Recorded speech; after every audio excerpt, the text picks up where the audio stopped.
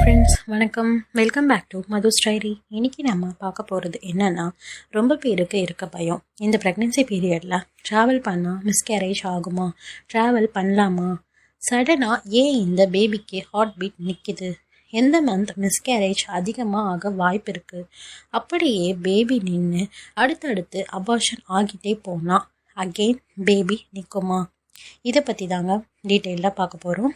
அதுக்கு முன்னே நம்ம சேனல் பிடிச்சிருந்தா லைக் அண்ட் சப்ஸ்கிரைப் பண்ணிவிடுங்க ஃப்ரெண்ட்ஸ். உங்களோட சப்போர்ட் ரொம்ப ரொம்ப முக்கியம்.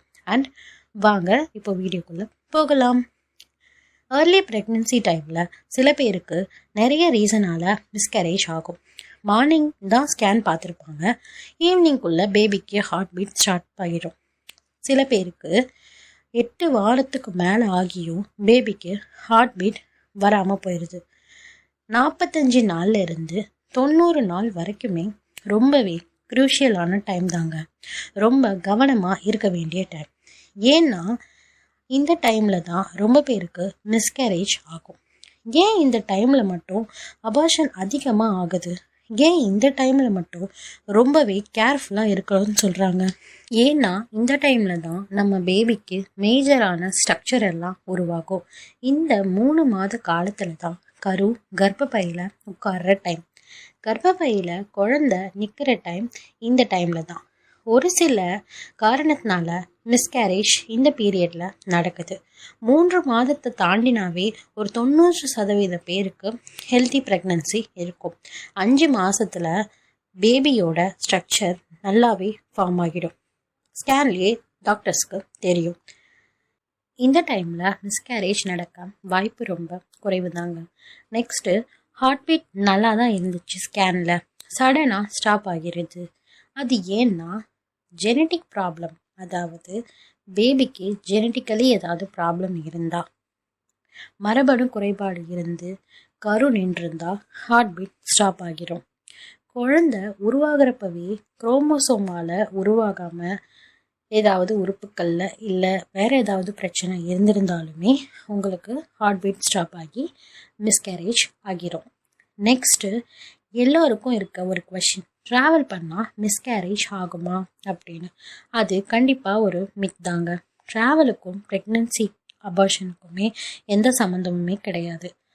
டாக்டர் உங்களை ட்ராவல் பண்ணக்கூடாது, உங்களோட ஹெல்த் ரீசன் வச்சு ஏதாவது உங்களுக்கு ப்ரிகாஷன் சொல்லியிருந்தாங்க அப்படின்னா கண்டிப்பாக ட்ராவல் பண்ணாதீங்க. மற்றபடி ட்ராவலால் அபார்ஷன் ஆகாது. இது ஒரு ரீசன்னு நினச்சி அம்மாக்கள் எல்லாருமே ரொம்ப ஃபீல் பண்ணுறீங்க, கில்ட்டியாக ஃபீல் பண்ணுறீங்க. தயவு செஞ்சு அப்படி ஃபீல் பண்ணாதீங்க. ப்ரெக்னன்சி ஸ்ட்ராங்காக நின்றுச்சுன்னா கண்டிப்பாக வேறு எந்த ரீசனாலையும் கரு கண்டிப்பாக கலையாது. வெளியே இருந்து நம்ம பண்ணுற எந்த விஷயமும் மிஸ்கேரேஜுக்கு மெயின் ரீசன் இல்லைங்க. ட்ராவல் பண்ணிட்டு வந்து அப்புறம் ப்ளீடிங் பார்த்து அதை நான் ட்ராவல் பண்ணதால தான் மிஸ்கேரேஜ் அப்படின்னு பயப்படாதீங்க. ஒன்று, அது ஏர்லி ப்ரெக்னென்சியில் வர ப்ளீடிங்காக இருக்கலாம், இல்லை நான் முன்னவே சொன்ன மாதிரி குரோமோசோம் இல்லை ஜெனட்டிக் ப்ராப்ளமில் வர மிஸ்கேரேஜாக இருக்கலாம். உங்களோட மெடிக்கல் ஹிஸ்ட்ரி பார்த்து உங்கள் டாக்டர் சில ப்ரிகாஷன் சொல்லியிருப்பாங்க, நீங்கள் அதை கண்டிப்பாக ஃபாலோ பண்ணுங்கள் ஹெல்த்தி ப்ரெக்னென்சிக்கு.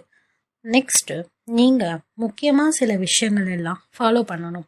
அதாவது உங்கள் சுகர் லெவல், தைராய்டு லெவல், இதை கண்டிப்பாக கண்ட்ரோலில் வச்சுக்கோங்க. இது கண்ட்ரோலில் இருந்தாலே கண்டிப்பாக ஹெல்த்தி ப்ரெக்னென்சி ஆகும். உங்கள் வெயிட்டை கண்ட்ரோலில் மெயின்டைன் பண்ணுங்கள். அண்ட் வெயிட்டை விட தைராய்டு அண்ட் சுகர் தான் மெயின். இதை மட்டும் கரெக்டாக பார்த்துக்கோங்க, கண்ட்ரோலாக இருக்க மாதிரி. நெக்ஸ்ட்டு, எல்லோருக்கும் இருக்க டவுட் என்னென்னா, அடுத்தடுத்து அபார்ஷன் ஆனால் பேபி நிற்குமா அப்படின்னு பயம் இருக்கும். அவங்க கவலைப்படுறாங்களோ இல்லையோ, சுற்றி இருக்கிற எல்லாரும் நெகட்டிவாக சொல்லி அவங்கள இன்னமும் பயமுடுத்திடுவாங்க. பட் அப்படி இல்லைங்க. நெக்ஸ்ட்டு மிஸ்கேரேஜ் ஆனாலும் பேபி நிற்கும் அண்ட் ஹெல்த்தியாக ப்ரெக்னன்சியை லீட் பண்ணி குழந்தையும் பிறக்குது. ஸோ அதை நினச்செல்லாம் பயப்படாதீங்க. இப்போல்லாம் எவ்வளவோ மெடிசன்ஸ் இருக்குது. உங்கள் டாக்டர்ஸ் சில சப்ளிமெண்ட்ஸ் எல்லாமே தருவாங்க, சப்போர்ட்டிங் மெடிசன்ஸ் எல்லாமே தருவாங்க. அதெல்லாம் கரெக்டாக ஃபாலோ பண்ணுங்கள். ஃபீல் பண்ணாதீங்க, கில்ட்டியாக எதை நினச்சோம் ஃபீல் பண்ணாதீங்க. கண்டிப்பாக பாசிட்டிவ் ரிசல்ட் இருக்கும். எமோஷ்னலாக நீங்கள் ஸ்ட்ராங்காக இருந்தால் மட்டுமே எல்லாமே பாசிட்டிவாக இருக்கும். வீட்டில் உள்ளவங்க, ஃபேமிலி அண்ட் ஹஸ்பண்ட், நீங்கள் சப்போர்ட்டிவாக இருந்தால் மட்டும்தான் பாசிட்டிவ் ரிசல்ட் கிடைக்கும்.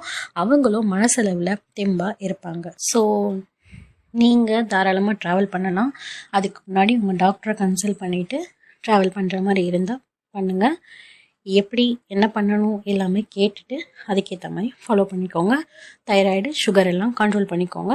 கண்டிப்பாக மிஸ்கேரேஜ் ஆகாமல் ஹெல்த்தி ப்ரெக்னன்சியை லீட் பண்ணலாம். ஸோ அவ்வளோதான் ஃப்ரெண்ட்ஸ். இந்த வீடியோ உங்கள் எல்லாருக்கும் ரொம்ப யூஸ்ஃபுல்லாக இருந்திருக்கும்னு நம்புகிறேன். அண்ட் நம்ம சேனலில் நிறைய pregnancy related videos, shorts upload பண்ணியிருக்கேன். அதெல்லாம் கண்டிப்பாக செக் அவுட் பண்ணி பாருங்கள்.